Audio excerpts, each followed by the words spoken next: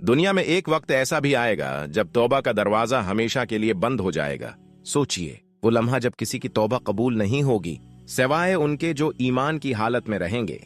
ये वो वक्त होगा जब कुर्ब क़यामत के आसार जाहिर होंगे और सूरज मगरिब से निकलेगा।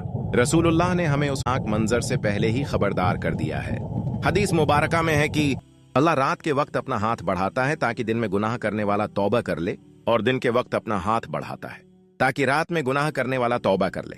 यह सिलसिला इस वक्त तक जारी रहेगा जब तक सूरज मगरिब से तुलू ना हो जाए।